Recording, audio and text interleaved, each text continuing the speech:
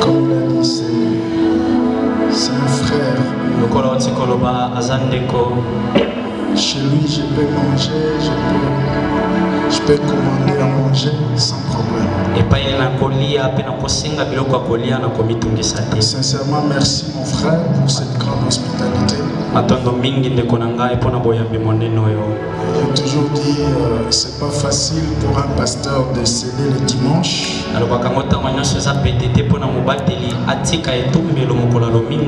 C'est une marque de considération.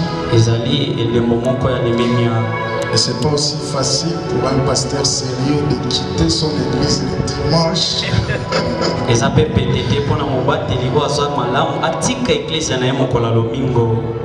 C'est un signe de confiance et de considération. Je vous salue tous au nom de Seigneur Jésus. Et je nous invite à lire quelques portions avant de reprendre nos places. Nous sommes dans 1 Samuel, chapitre 16. Verset 1 et nous allons lire jusqu'au verset 3. On peut sauter, on lit le verset 11.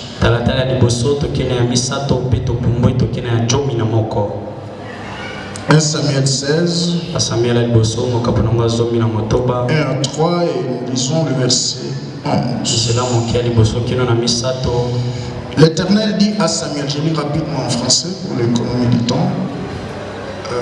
L'Éternel dit à Samuel, quand cesseras-tu de pleurer sur Saoul? Je l'ai rejeté afin qu'il ne règne plus sur Israël. Remplis ta corne d'huile et va, je t'enverrai chez Isaïe. Si tu as une Bible en papier, vous pouvez souligner, je t'enverrai chez Isaïe, parce que ça aura son sens dans quelques minutes. Bethlémite, car j'ai vu parmi ses fils celui que je désire pour moi. Samuel dit, comment irai-je? Saoul l'apprendra et me tuera. Et l'Éternel dit, tu emmèneras avec toi une génisse et tu diras, je viens pour offrir un sacrifice à l'Éternel. Tu inviteras Isaïe au sacrifice et je te ferai connaître ce que tu dois faire et tu viendras pour moi celui que je te dirai. Verset 11. Puis Samuel dit à Isaïe, sont cela tous tes fils? Il répondit, il reste encore le plus jeune, mais il fait paître le brebis. Vous pouvez souligner aussi, mais il fait paître le brebis. Parmi les meilleurs de mes disciples, il est encore dans l'école. Il fait paître le brebis. Alors Samuel dit à Isaïe, envoie-les le chercher, car nous ne placerons pas avant qu'il ne soit venu ici. On peut reprendre nos places, nous lisons immédiatement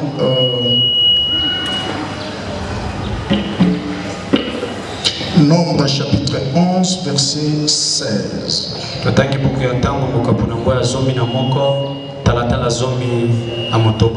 L'Éternel dit à Moïse, ensemble auprès de moi 70 hommes, des anciens d'Israël, ceux que tu connais comme anciens du peuple. Et j'ai aimé la suite, et ayant autorité sur lui, amène-les à la tente d'assignation et qu'ils s'y présentent avec toi. Je descendrai et là je te parlerai, je prendrai de l'esprit. J'aimerais que tu soulignes l'esprit là parce que ça aura son sens dans quelques minutes. L'esprit qui est sur toi et je le mettrai sur eux afin qu'ils portent avec toi la charge du peuple et que tu ne la portes pas toi seul. Merci, j'aime ça. Gloire à Jésus. Que Dieu bénisse sa parole.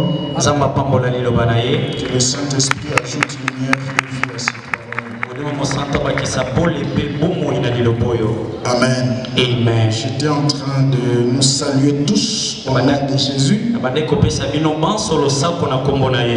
Et sincèrement, merci à tous les staffs qui sont aux alentours, dans les sièges de l'homme de Dieu, pour nous avoir acceptés.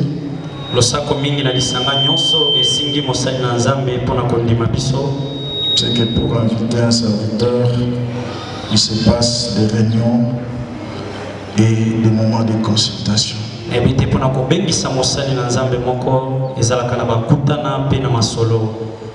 Et sincèrement, merci à tout le monde. Je vois tous les bien-aimés, mes frères de la maison. J'ai vu Maman Mado quelque part, j'ai vu Papa José,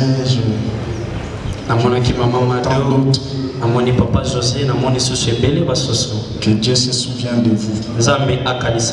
Que Dieu de notre Père soit favorable. Amen.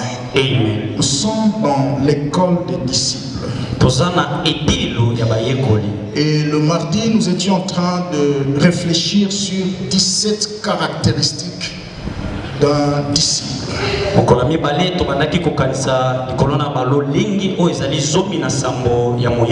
Nous avions expliqué ce qui est un disciple.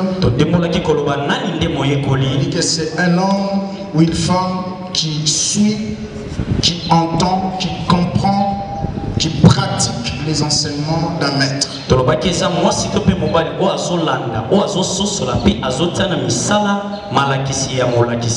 Et les disciples là, c'est ces rapports, c'est cette relation qui existe entre un disciple et un maître. Et nous avions dit que la formation des disciples c'est une des missions principales de l'Église. Une Église qui ne forme pas de disciples, elle est démissionnaire par rapport à sa mission. Si nous pouvons comparer une église avec une usine ou une entreprise de fabrication,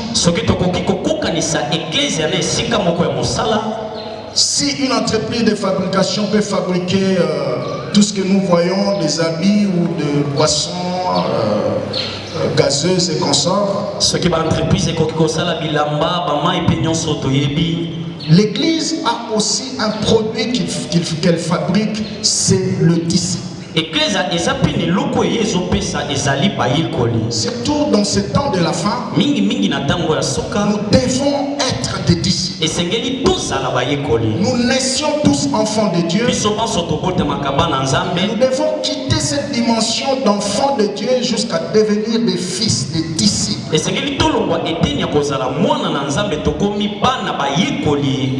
Jésus n'a pas commencé avec les apôtres mais les disciples. Parce qu'un disciple c'est quelqu'un qui est soumis à un maître. Jésus ne pouvait pas donner l'onction aux apôtres sans être rassuré s'il a vraiment formé des disciples.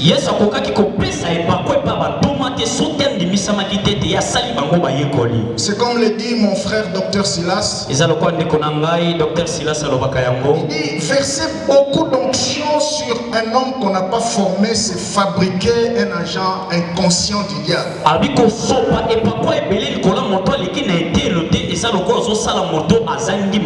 Ah oui, parce qu'il ne saura pas utiliser cette onction. Parce que la même onction va l'écraser aussi. C'est important d'être enseigné. Surtout dans ce temps de la fin. Déjà l'apôtre Paul, dans son intelligence prophétique, il a dit il y aura des temps difficiles. Et j'aime le mot grec qui est derrière difficile là. Il y aura des malaises étroits. Les moments caca. J'aime comment les gens de Guémena interprètent ça. Okay. C'est ce qu'on vient de vivre ici. Restez chez vous. Dit confinement et tant de trucs. Et les moments, les mots difficiles là veut dire aussi une série des épreuves. Des troubles et des perturbations. Donc nous allons continuer comme ça, troubles, épreuves, jusqu'à l'enlèvement. Dis à ton voisin, nous sommes. Et nous allons vers des temps difficiles. Il y aura beaucoup de perturbations.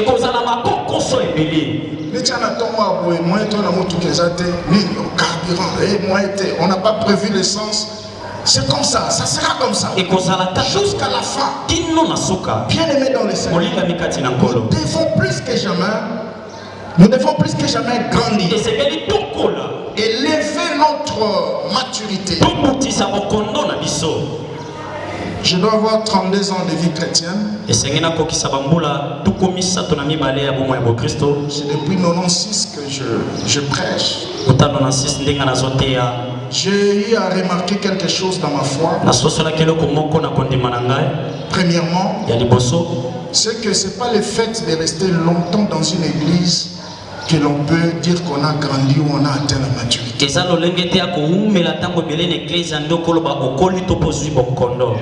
Ah oui. Amen. J'ai vu beaucoup de gens 20 ans sur le banc et rester la même personne. Il ne grandit pas. Et la deuxième des choses que j'ai remarqué, grandir dans les choses de Dieu, c'est un choix. Amen. Amen. Amen. C'est un choix. Il y a de ceux-là qui ont choisi de ne pas grandir. Ah oui. J'ai un fils chez nous à l'église. Il n'a pas encore 3 ans de vie chrétienne. Mais c'est lui qui s'occupe de la formation des disciples. Et quand je vois d'autres qui sont venus là depuis longtemps, qui ne grandissent pas, je dis sa voisin, facilité Nzambokola. Facilité Nzambokola. Est-ce que tout le monde a dit Amen? Amen. Il y a des gens qui ne veulent pas donner assez d'espace à Dieu de travailler leur vie. Ils veulent rester la même personne. Et c'est ça ce que nous étions en train de dire ce jour-là. Une des caractéristiques d'un disciple, c'est aimer suprêmement Jésus plus que le sien. Deuxièmement, aimer suprêmement Jésus plus que sa propre vie. Et troisièmement, porter sa croix et suivre Jésus. Et quatrièmement, être prêt à renoncer à tout ce qu'il possède. Mais comprends que je suis qu'un simple gestionnaire. Les dons que Dieu m'a donné, les savoirs que Dieu m'a donné, je ne suis qu'un simple gestionnaire. Et la Bible dit qu'as-tu que tu n'aies pas reçu? Et si tu l'as reçu, pourquoi t'enorgueillir? Amen. Amen. Tout ce que nous avons, nous ne sommes que des simples gestionnaires. Voilà pourquoi des gens comprenant ces choses, David disait, qui sont sommes-nous pour t'offrir même des offrandes? Tout ce que nous avons vient de toi. C'est ce que je ne crois pas que Amen. J'attends quelqu'un dire un vrai disciple comprend que tu as kozongisa to kobombisa. Amen. Amen. Amen. C'est important ces choses. Nous sommes que des gestionnaires. Et l'Église primitive a vécu ces choses de trois manières. Elle a vécu cette vérité de trois manières. La Bible dit premièrement, elle vendait tout. Et venait déposer au pied des apôtres. Et troisièmement, ils avaient tout en commun. Parce qu'ils avaient compris qu'ils ne sont que de simples gestionnaires. Et troisièmement, chacun gardait ses avoirs. Mais ils étaient prêts à tout donner pour faire avancer le monde. Alléluia. Amen. Alors pour ce matin, Dieu m'a mis à cœur une pensée que j'aimerais que nous puissions partager dans cette même logique. Nous voulons parler de l'impact de la couverture spirituelle dans la bataille de la destinée.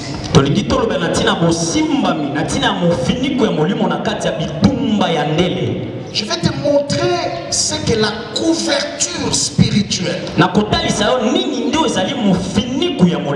peut t'apporter dans l'accomplissement de votre destinée. En tant que chrétien, en tant que serviteur, la couverture spirituelle. C'est quoi la couverture spirituelle? C'est cet espace onctionnel du Père spirituel. Cet espace onctionnel d'une église locale. C'est ça la couverture spirituelle. Et deuxièmement, la couverture spirituelle, c'est l'école du Père. Parce que nous sommes dans l'école des disciples.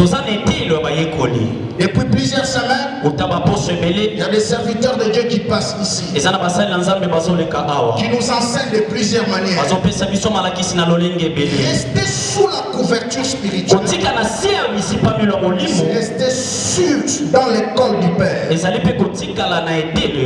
dans cette école-là, du disciple-là, et la couverture que Dieu sélectionne, fabrique ses champions. C'est dans cette école de la couverture spirituelle que nous entrons dans le processus de la matérialisation de notre destinée. J'aime ce que le révérend Grassoumbe l'a dit. Il dit la vie est une grâce. Amen. Amen. La vie est une grâce. Mais vivre est une mission. Allô? La vie, avoir la vie, c'est une grâce. Mais vivre sur la terre est une mission. Et tant que tu n'as pas encore compris cela, tu vas t'embrouiller. Que ce soit dans les choses de Dieu et dans ta vie propre. Chacun de nous est né pour un but. Et dans la recherche de l'accomplissement de votre destinée, Dieu te placera toujours sous certaines autorités que tu dois accepter. Tu dois croire. Et tu dois te soumettre pour voir ta destinée briller sur la terre. J'attends quelqu'un dire Amen. La destinée,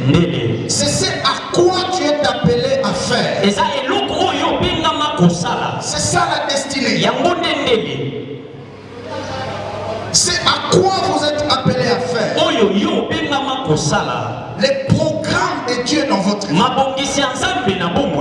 vous devez le vivre. Dans l'église de Dieu, il y a un programme de Dieu pour chacun de nous. Et votre succès, votre progrès, dépendra de la manière dont tu vas exécuter le programme de Dieu. Voilà pourquoi l'école de disciples est importante. Parce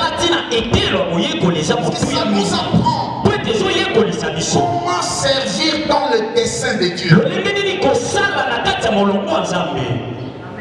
J'ai toujours dit avant de quitter cette terre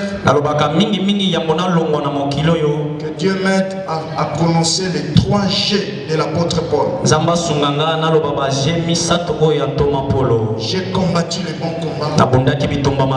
J'ai achevé ma course. Et j'ai gardé la foi. Les 3 G. J'ai combattu les bons combats. Parce qu'il y a des combats inutiles dans la marche de la destinée.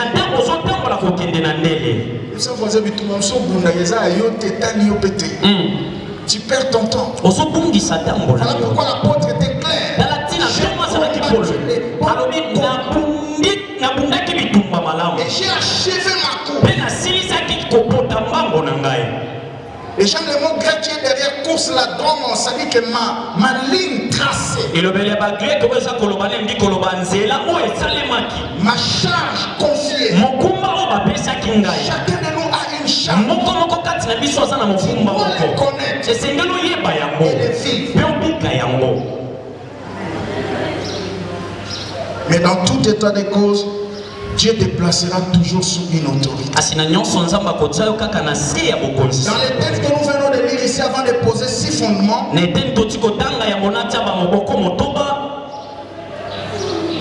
la Bible dit, tu prendras des anciens. Dans Nombre 11,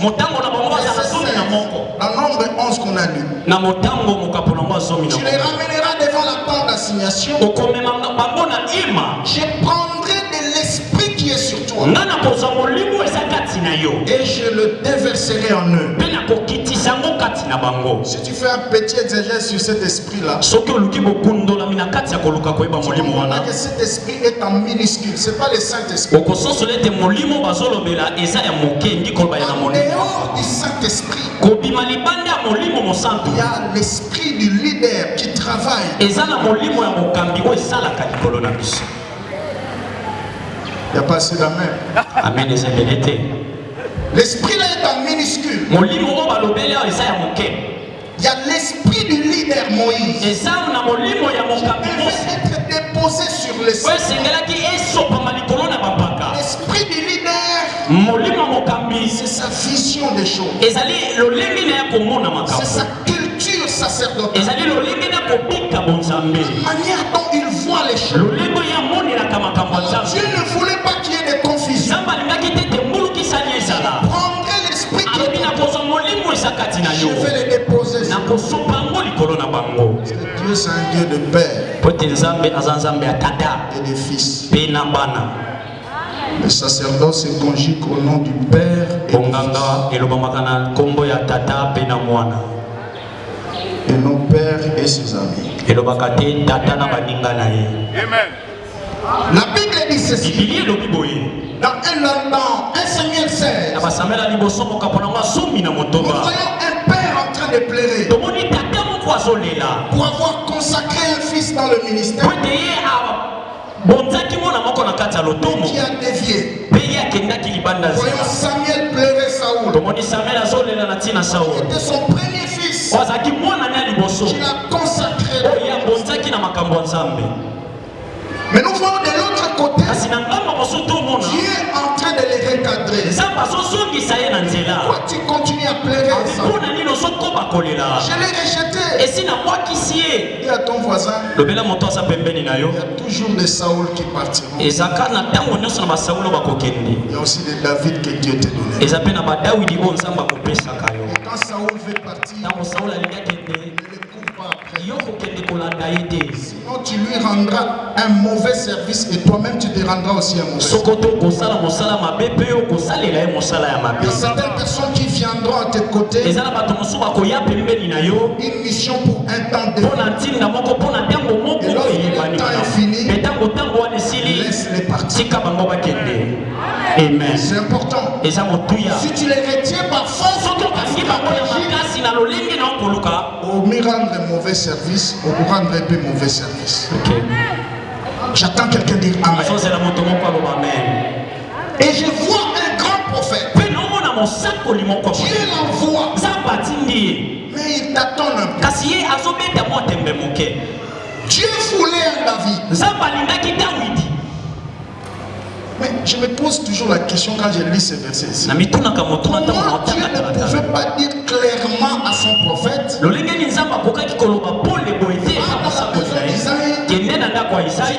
un jeune homme qui s'appelle David. Il est de teinture X, comme certaines paroles de connaissance aujourd'hui dans la ville. On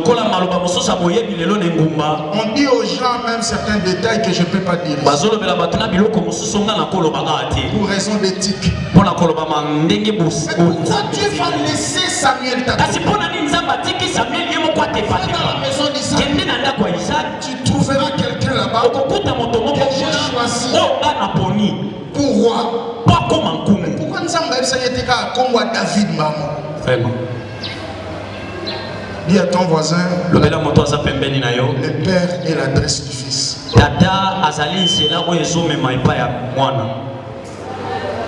Amen. Amen. Dieu identifie le fils par ce père.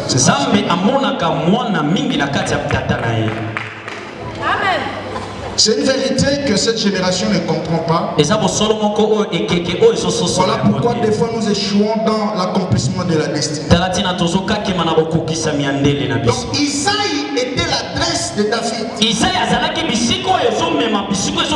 David a fait l'appel pour être vu, reconnu. Il devait être localisé par son père.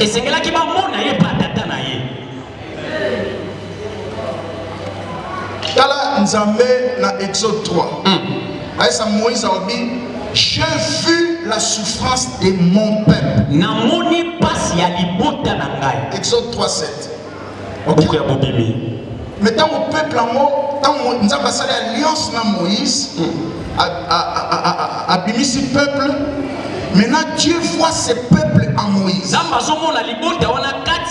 quand ce peuple a péché, écoute ce que Dieu dit. Dans Exode 32 verset 7. Il dit descends car ton peuple. Oh Nzambe. Mais comment le peuple ton peuple que tu as fait sortir a péché, descends vite. Dis à ton voisin, Dieu te voit dans le Père. Dieu te voit sous une autorité. J'attends quelqu'un dire ça, c'est très important. Alors je me poser 6 fondements ici. Le premier fondement, c'est qu'aucun pouvoir ne peut être exercé sans être soumis à un autre pouvoir.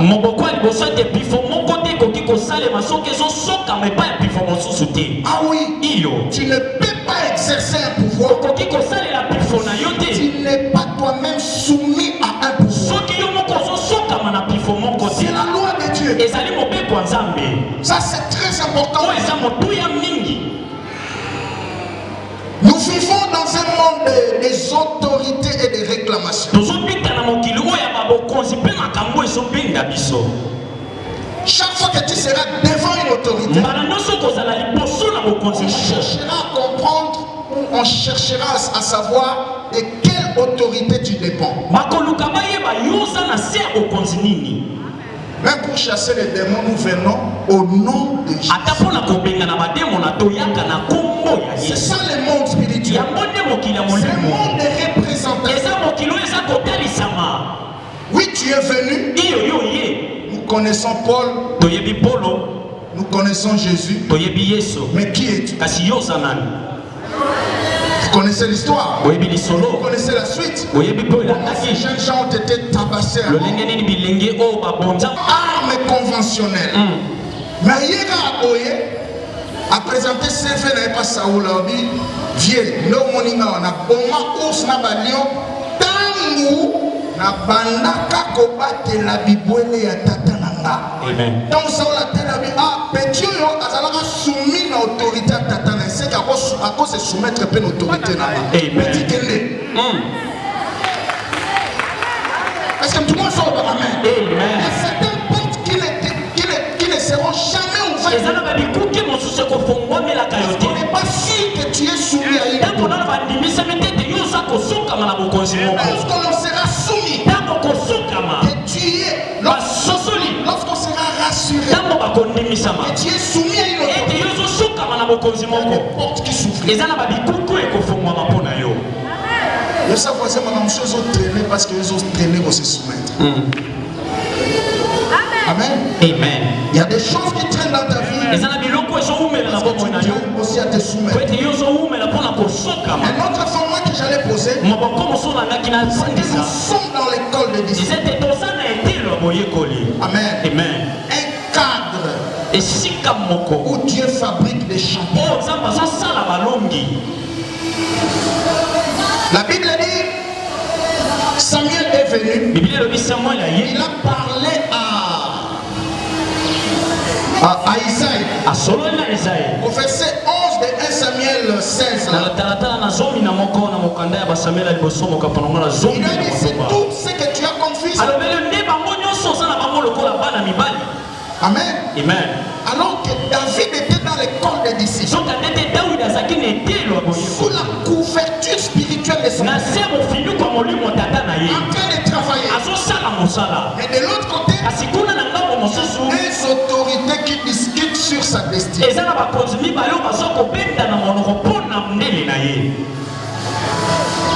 y a un rapport entre autorité et autorité. Avant de voir le fils, j'attends quelqu'un dire.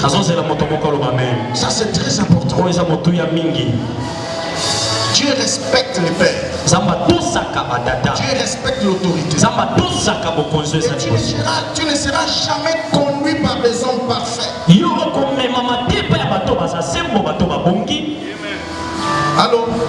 J'ai vu des hommes saints. Jamais parfaits. Alléluia. Amen. Je ne sais pas si parfait que malin. J'étais aussi interprète de mon père. Amen. Alléluia. Amen. Donc, Dieu ne te placera jamais sous des autorités parfaites. Zamba bimeli Moïse. Abi, je suis le Dieu d'Abraham, d'Isaac et de Jacob. Alors que Dieu avait déjà changé le nom de Jacob.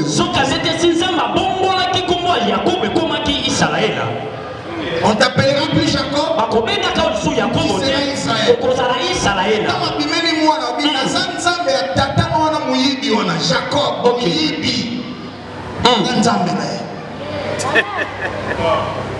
Ok? Amen.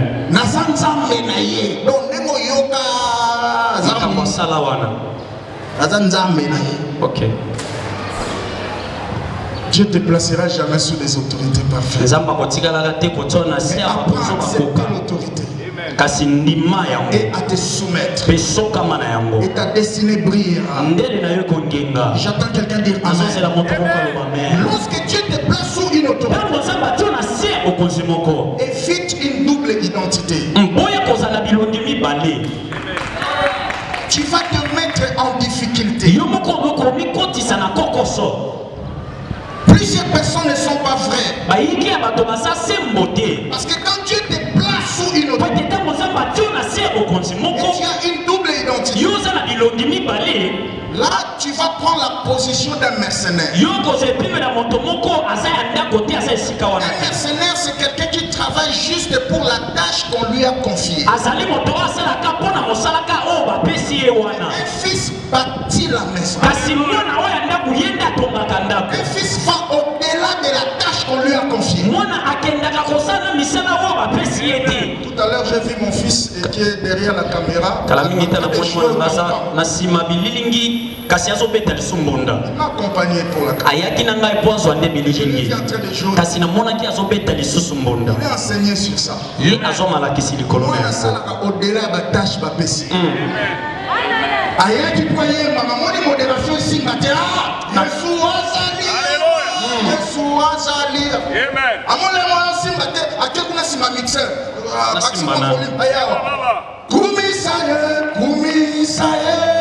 C'est ça un fils dans la maison. Il va au-delà de la tâche. Et un fils attend la récompense et l'héritage. Mais un mercenaire attend juste son salaire. Voilà pourquoi mes frères, en écoutant ces choses, nous devons prendre rendez-vous avec nous-mêmes et nous poser cette question: sommes-nous vraiment des fils ou nous nous sommes placés dans la position contraire au fils? La Bible dit dans 2 Corinthiens 10 verset 6, la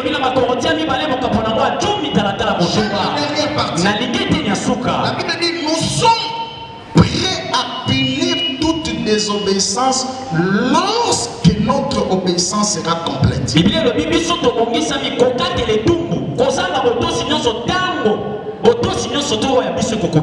Lorsque nous serons totalement, complètement obéissants, c'est alors que nous aurons l'autorité de punir toute forme d'autorité. David a quoi ici Goliath? Goliath a une incarnation, il y a 5 pouvoirs, 5 autorités à la Philistin. Mais tu interpréteras donc David a l'autre 5 mabanga, image à 5 ministères. Ok, je suis d'accord. Mais il y a une spiritualité plus que ça. David a l'autre 5 mabanga parce que 5 on les ont représenté 5 autorités. Il y a des Philistins au Goliath à incarné. Et David ne pouvait pas renverser l'autorité de Goliath.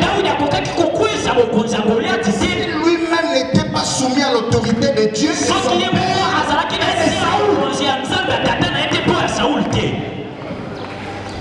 C'est ça le mystère. C'est ce que les gens ne veulent pas.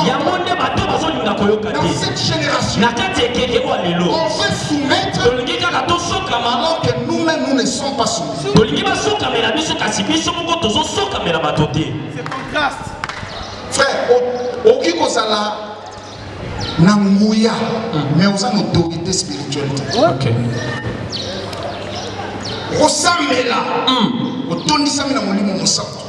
Mais tu n'as pas d'autorité. On reçoit l'autorité plus on est soumis à une autorité. C'est ça le mystère. C'est ainsi que tu verras dans les évangiles. Jésus nous a appris un langage. Le Fils ne fait rien de lui-même. Ce que vous me voyez faire, ça vient de mon Père. Ça vient de mon Père. Un jour, on lui a posé la question: c'est quoi l'œuvre de Dieu? Jean 6, 29, quelque chose comme ça. C'est quoi l'œuvre de Dieu? Il a dit l'œuvre de Dieu, c'est de croire à celui que Dieu a envoyé. C'est ça l'œuvre de Dieu. Croire à celui que Dieu a envoyé. Et le mot grec qui est derrière croire là, c'est soumission. L'œuvre de Dieu, c'est se soumettre à un envoyé.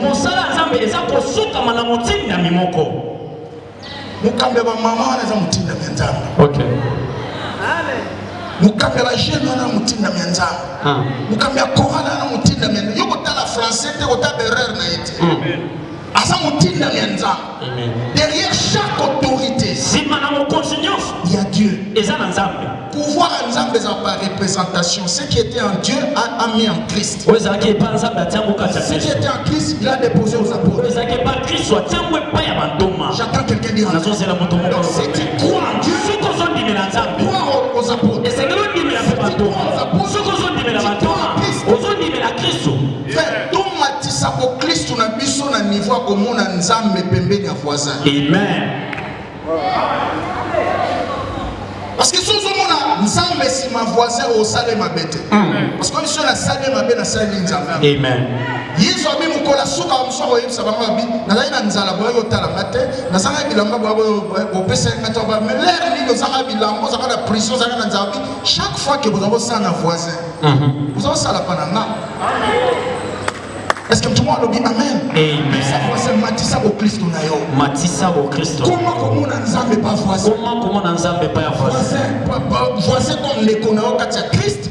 Voisin aussi comme leader. Nzamba tcheli bosona. Amen. Vois Dieu derrière lui. Mon Nzambe na simana ye. Mon Nzambe simana otosa ye ondimela ye. Olanda makambo azoloba pe kusala yango. Amen. J'attends quelqu'un dire amen. Dans Genèse 31, verset 41, nous voyons l'impact de la couverture spirituelle. Ça c'est Jacob qui est en train de dire. Alors qu'il était poursuivi par Laban. Laban l'a atteint. Il ne pouvait pas lui faire du mal. Parce que la couverture spirituelle, c'est la protection. C'est la défense dans le combat. Ça rassure aussi la victoire. Alors que Laban était en train de poursuivre Jacob, dans la nuit, Dieu s'est révélé en lui. Il dit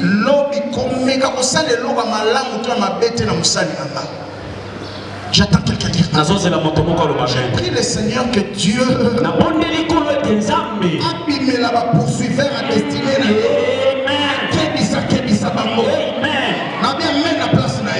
Amen.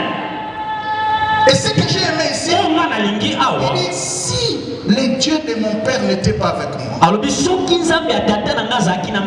serais sorti de ta maison à main vide. C'est ça la couverture spirituelle. Papa, vous ne pouvez pas imaginer le fait que Oya a une église au continent Moussala Nzambe, au soutenir Moussala Nzambe, comment couvertir l'église et battre là-bas. Amen. Okay. Moi, je suis dans le domaine de délivrance des familles. Il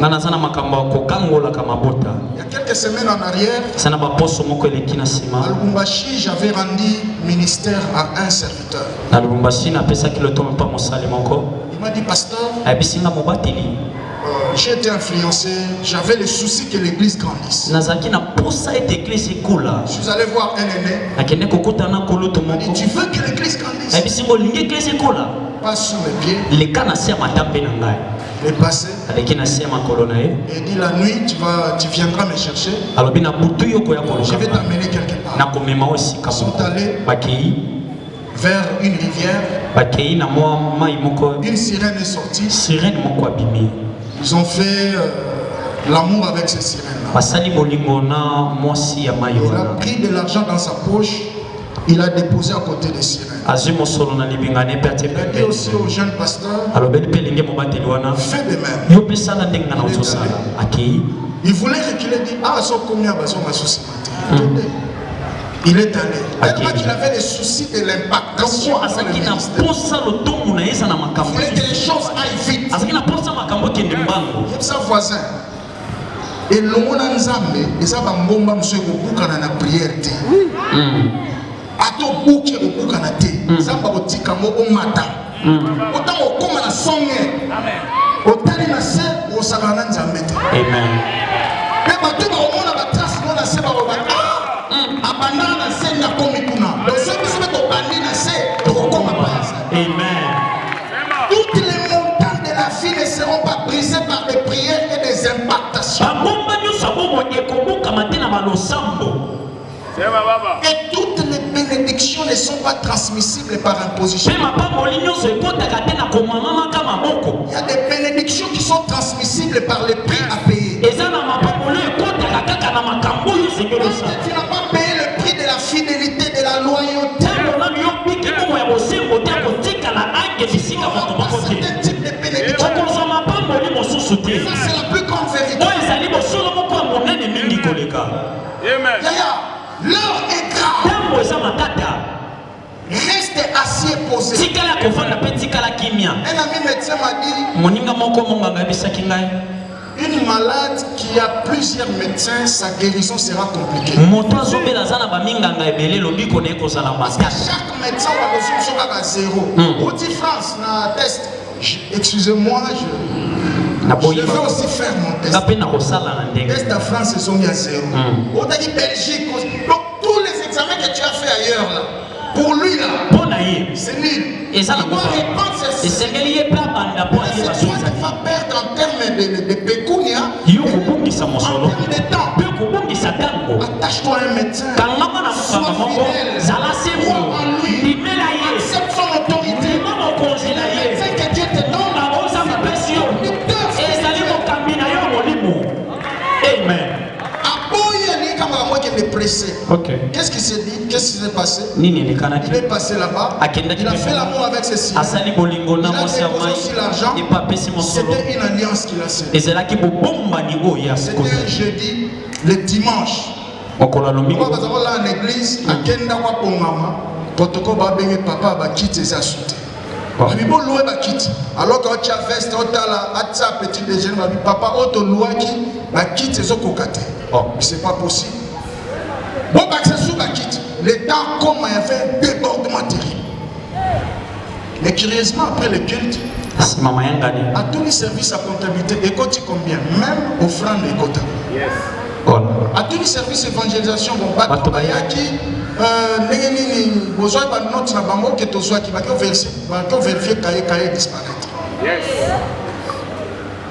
et deuxième dimanche, c'était encore terrible.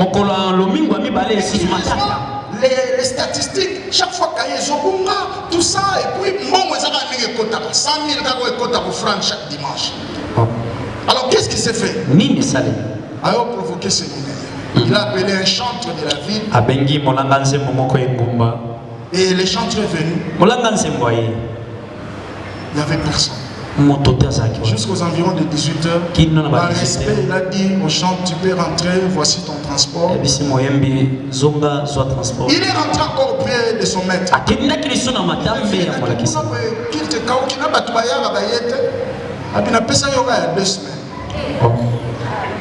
C'est ce jour-là que j'ai compris que c'est un succès que nous voyons ici. C'est limité. Frère Nathan Otosa Otika Milanda Landa. Amen. Amen. Reste assis. Tikala ya kofanda. Au moins sur la vieux sur la turbulence, ma toi voiture bazali ababa monsieur serrez ceinture na Tikala en place. Tika Milanda Landa. Amen. Comme sur les na kufa na vieux pour na Milanda Landa. Loba si na Milanda Landa. Milanda Landa. La jus ya manga. Moi type mo pe mela nga mundela a mela jiba comme bache tomate na kati. Na bina meka be bilanda la. Papa, na meka jus. Après 5 minutes on continue la turbulence libre. Yo ba ko si manaka bilanda la. Bilanda. Ni na tele manaka na toilette, hôtesse bi monsieur tu dois rester assis na bi. Tikala ko attends tu comprends rien. Côté ah ouais ils ont simba les sous. Heureusement tout ça là 5 minutes jour on a la bilanda là. OK. En ce temps de la fin, le type est allé auprès de ses vieux. Dimension. C'est que cette fois-là, il y a l'église, il y a bureau, il y a la télévision. Nous sommes au donc chaque fin du mois, au moins 3 personnes. Mais déjà devant une église de 1000 membres, même 3 personnes vont tout filmer. Parce qu'en condition, on appelle ça donc il y a sur TV, au moins l'église on a la TV connectée à la bureau à pasteur. L'église on a sur sa mabote. Qu'est-ce qui s'est passé? Nini les kanaki. Aïe si quoi au bapona, biso biso to poni.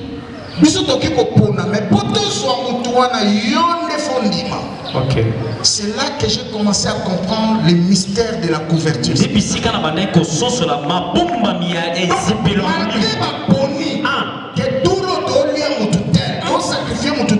faut pasteur na Ok. Cette fois-là, parce qu'on a cousine naïe, on a colla na ndaku naïe. Habito poni wana. Abi mais moi besoin ezate, wana za cousine na pour na mtonso habité. Biso to poni déjà to zo na simate. Yonde sko fondima poto soye. Abi mais ici matin wana moite abi soki esimite to pesio 3 jours to zoya soit yo mogolo. Na contexte on est occupé un jeune serviteur. Alléluia. La couverture spirituelle. Et c'est pas vous ne pouvez pas imaginer c'est qu'endure un père spirituel. Parce que c'est quelqu'un qui te nourrit. C'est quelqu'un qui te protège. Il a droit à ton respect. À ton honneur. Pendant que tu dors, il est à genoux. Il y a quelques semaines en arrière, quelques mois en arrière,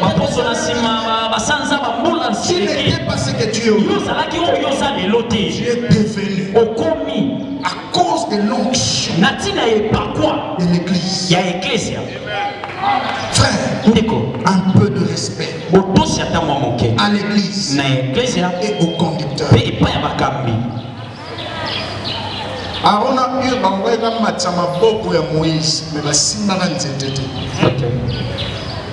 J'étais avec Awana, pas matama, mais la simara n'était autorité.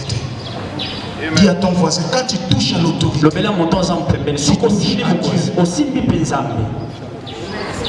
alléluia. Amen. La couverture spirituelle.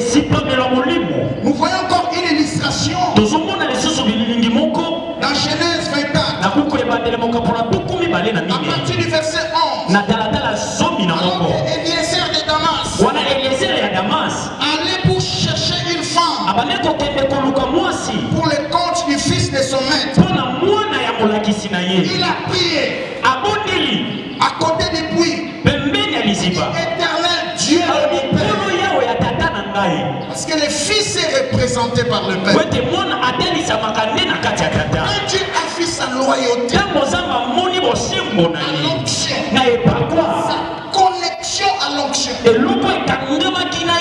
Sa voisin, onction et okaka. Ok, onction et okaka. Pourquoi vous allez à 5 pasteurs ensemble pour nous l'année prier au Nzambe na bonne pour maman na Congo Amen. Nzambe na bonne pour frère na Congo na Kota bitumba famille Nzambe kotika moi sinete musala au mois de prière va nous changer. C'est que son onction lui dit et parfois crois en toi. Et si tu les bénis, il bénira ton ministère. Il bénira mon œuvre. J'attends quelqu'un dire ça, c'est très important. Même quand un homme d'onction fonctionne, il ne touche pas tout le monde. Parce que son onction lui dit ses frères-là est disposé. Et il peut être connecté. J'attends quelqu'un dire c'est important. La Bible dit ceci. Eliezer a prié. Parce que d'habitude, si on a puits dans Israël, parce qu'on a un groupe.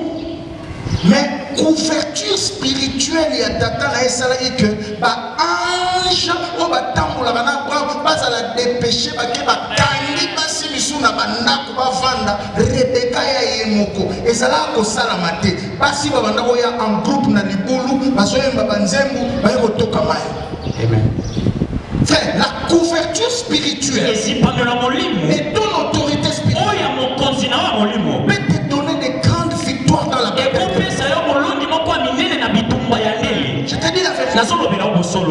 Reste attaché à ça. Rebecca Eliezer a tourné mai. Abali ko pesa ba chameau mai. Chameau bazaka amelaka mai amelaka 200 litres. Imaginez, par exemple, 10 chamons, chose à ma casse arithmétique, ça là, 200 multiplié par 10, donc 2000 litres. Le tia d'aller qu'on tourne sa maille, il n'y a pas de chameau, pas si nous sommes baso yate. Tala est logo couverture spirituelle comme le mélange. Nzamba ko tchaba tunsu na retard, tiyo ko bomba, tiyo ko bala, tiyo ko mata. À cause de la couverture. Nastina ya mofini Et je prie le Seigneur. la monde de l'icône na tokwa lelo. Tchaba nguma no na retard. Amen. Il a ce sont là, sur retard. Ayambi yango. Tiyo ko mata, Ayambi tiyo yango. ko bomba, Amen. tiyo ko tata, Amen. tiyo ko bomba. Amen. Pas sur retard. Retard. Et dans nombre 2, je suis en train de chuter vers la fin. 1 à 2. La Bible dit chaque enfant d'Israël, lors du campement, devait camper premièrement sous sa bannière. Je vais expliquer ça. Deuxièmement, sous les enseignes de leur père. Pour être localisé. Premièrement, sous sa bannière. Et ça, on va attendre tous un match out. Nous sommes là avec le drapeau nini. Il y a RDC. Alléluia. Amen. Nous sommes là le drapeau nini.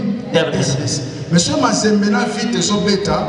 Voilà ce que comme nous sommes dans un équipe là. Ok. Bakama Nzambe pesa kabongo. Nzamba zo sabana Israël, là pour camper, bino nyo sokoza na un drapeau national. Mais à un certain moment, Moutouna Moutousko a s'arrangé un drapeau et batata na ye.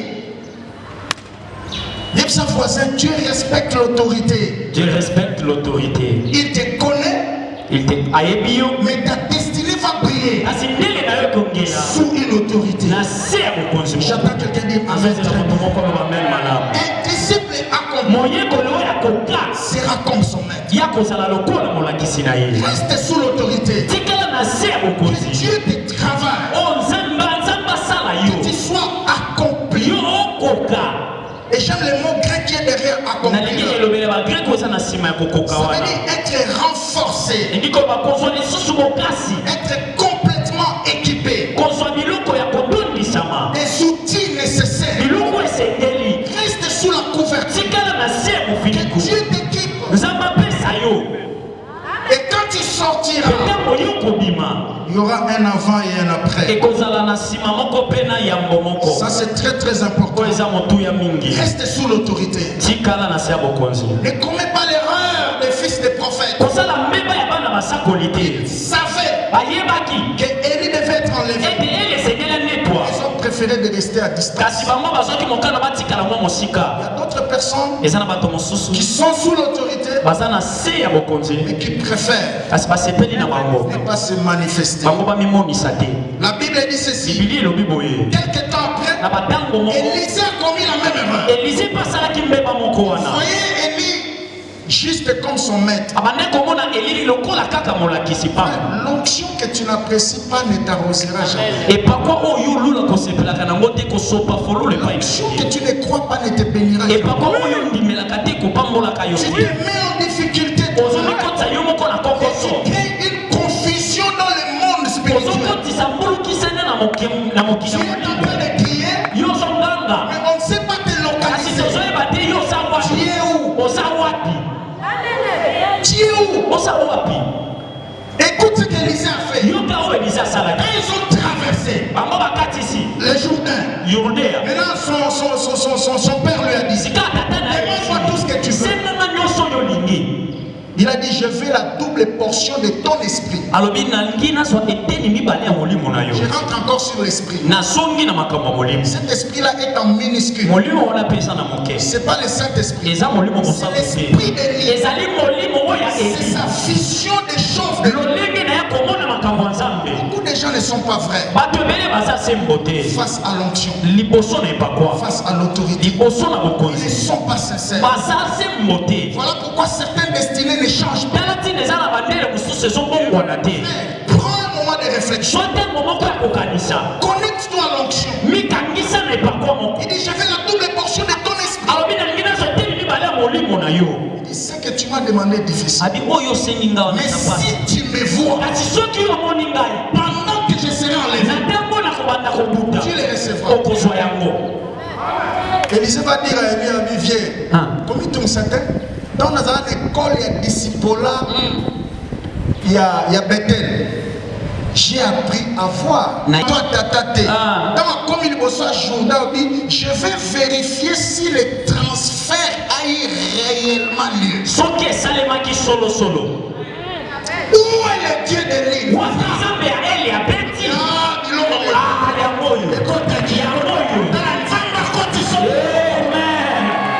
Alléluia. Que Dieu t'introduise dans sa et tu comprendras demain au service que Biloko est côté. Alors bien, mène la place. Ce matin, nous voulons prier. Reste la couverture spirituelle. Vous avez ça, couverture spirituelle, la Jonas n'a qu'à Alléluia. Miss Yazaki na direction, Miss Yazaki na adresse. Ce que Jonas a fait, il s'est mis dans Nzela.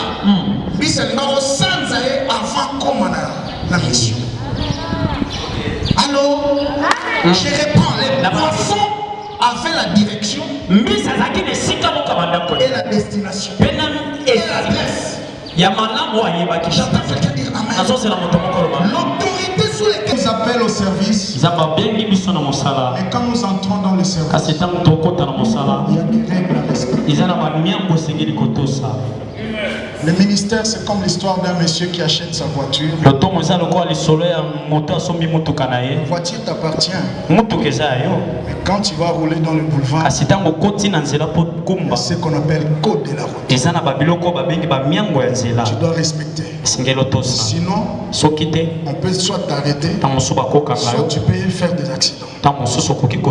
J'entends quelqu'un dire amen. En tant que disciple, prions un Dieu de normes, un Dieu de principe. J'aimerais que nous puissions remercier le Seigneur